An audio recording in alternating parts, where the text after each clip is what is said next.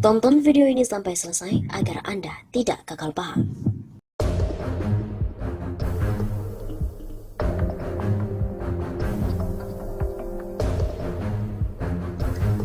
Pemerintah dan partai-partai politik Indonesia mengerahkan serta membiayai pasukan cyber di media sosial untuk memanipulasi opini publik.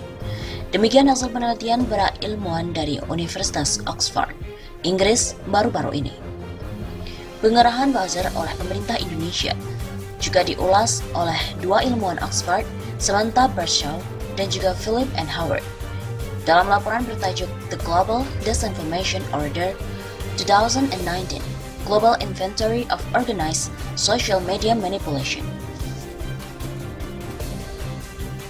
Dalam laporan itu dibeberkan bahwa pemerintah dan partai-partai politik di Indonesia menggunakan buzzer untuk menyebarkan propaganda pro pemerintah atau partai, menyerang lawan politik dan menyebarkan informasi untuk memecah belah publik. Selain itu pun ditemukan juga bahwa di Indonesia, pemerintah dan partai-partai politik memanfaatkan pihak swasta atau kontraktor serta politikus untuk menyebarkan propaganda serta pesan-pesannya di media sosial. Sementara alat yang digunakan adalah akun-akun yang palsu yang dioperasikan oleh orang-orang dan oleh bot. Berdasarkan isinya, konten-konten yang disebarkan oleh pemerintah dan partai politik di Indonesia terdiri dari dua jenis. Informasi yang menyesatkan media ataupun publik, dan yang kedua, memperkuat pesan dengan terus-menerus membanjiri media sosial dengan tagar. Para buzzer di Indonesia, menurut penelitian itu, dikontrak oleh pemerintah atau partai politik tidak secara permanen. Mereka lazimnya dibayar di kisaran harga 1 juta rupiah sampai dengan 50 juta rupiah. Di Indonesia, para buzzer ini bergerak di 3 media sosial utama, yaitu Facebook, Twitter, Instagram, serta di aplikasi pesan WhatsApp. Para buzzer belum banyak bergerak di YouTube. Para peneliti dalam laporan ini secara umum menemukan bahwa manipulasi opini publik memanfaatkan media sosial dilakukan oleh 70 negara di seluruh dunia pada 2019. Naik dari hanya 48 negara pada 2018 dan 28 negara pada 2017. Penggunaan propaganda komputasional untuk membentuk perilaku publik via media sosial sudah menjadi umum. Sudah bukan lagi aksi dari segelintir aktor jahat, tulis para peneliti dalam laporan itu. Cina, menurut penelitian itu, adalah negara yang paling aktif dalam propaganda di media sosial. Tidak hanya mempengaruhi publik di dalam negeri, propaganda Cina sudah menyasar halayak global. Pada 2019, pemerintah Cina mulai menggerakkan platform media sosial global untuk mencemarkan perjuangan demokrasi di Hong Kong. Bunyi laporan itu lebih lanjut. Temuan menarik lain dari laporan itu adalah bagaimana Facebook menjadi alat utama yang digunakan oleh pasukan cyber di seluruh dunia.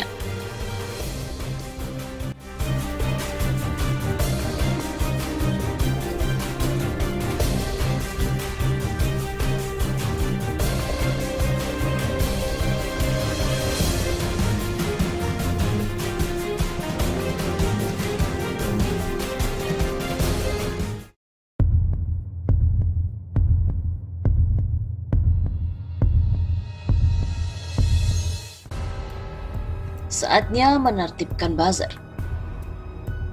Tingkah buzzer pendukung Presiden Joko Widodo makin lama makin membahayakan demokrasi di negeri ini. Berbagai kabar bohong mereka sebarkan dan gaungkan di media sosial untuk memengaruhi opini dan sikap publik. Para pendengung menjadi bagian dari kepentingan politik jangka pendek, mengamankan kebijakan pemerintah. Para pendengung itulah yang pertama kali menyebarkan kabar tentang ambulans berlogo pemerintah DKI Jakarta yang berisi batu saat unjuk rasa pelajar sekolah menengah atas pekan lalu. Terekam oleh Drone Emprit, aplikasi pemantau percakapan di dunia maya. Cuitan mereka itu lebih cepat, beberapa jam dibanding dengan akun resmi TMC Polda Metro Jaya. Sebagian diantaranya mengolok-olok Gubernur DKI Jakarta Anies Baswedan yang mereka perangi sejak pemilihan Gubernur DKI 2017. Belakangan, polisi menyatakan kabar itu tidak benar. Dalam kasus seleksi calon pemimpin Komisi Pemberantasan Korupsi dan juga revisi Undang-Undang KPK, para pendengung menyebarkan agitasi bahwa lembaga itu dikuasai oleh kelompok agama garis keras yang mereka sebut Taliban. Mereka menyebut Novel Baswedan, penyidik yang dikenal gigih mengusut pelbagai kasus korupsi jumbo, sebagai antek khilafah. Ketika timbul dukungan kepada KPK, mereka menyerang para pendukung itu dengan memberi mereka label pendukung khilafah. Sesungguhnya, para buzzer ini adalah produk gagal dari era kebebasan berpendapat. Memanfaatkan kemampuan menulis, sebagian di antara buzzer Jokowi adalah bekas wartawan dan fanatisme pembacanya. Mereka mengemas kabar bohong sedemikian rupa sehingga terlihat benar. Kadang pun disertakan pula bumbu berdasarkan sumber intelijen.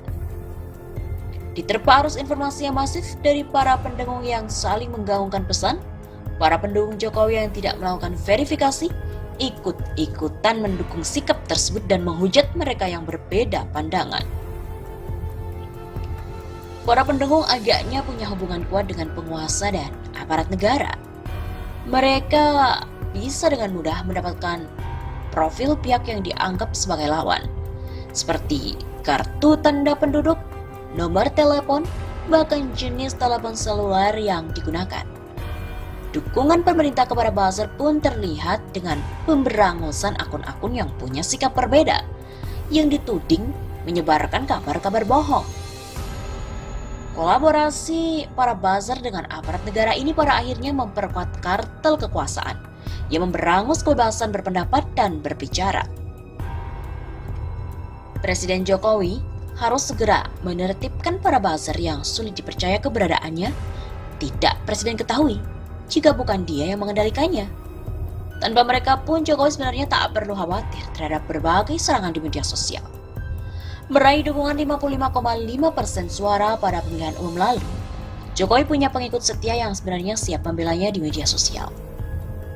Seandainya kinerja Jokowi dalam 5 tahun ke depan meningkat, terutama di berbagai bidang yang selama ini masih berponten merah, para pemilih niscaya akan terus membela Presiden. Pada era digital ini, tak salah jika seorang pejabat negara memiliki pasukan khusus di dunia maya untuk membantu pemenangan ataupun mempromosikan keberhasilan. Tapi ketika pejabat negara membiarkan pendengungnya ini bertindak lewat batas, sudah selayaknya kita mempertanyakan autentisitas kepemimpinannya.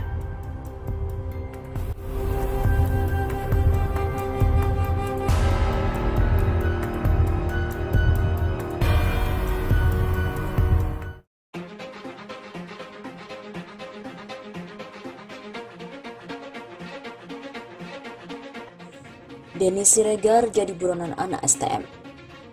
Di tengah ramai demonstrasi penolakan sejumlah pasal RKUHP yang dilakukan rombongan anak STM dari berbagai daerah, Denny Siregar kini menjadi buruan pelajar sekolah kejuruan itu lantaran cuitannya Denny di lini masa Twitter pada hari Rabu 25 September.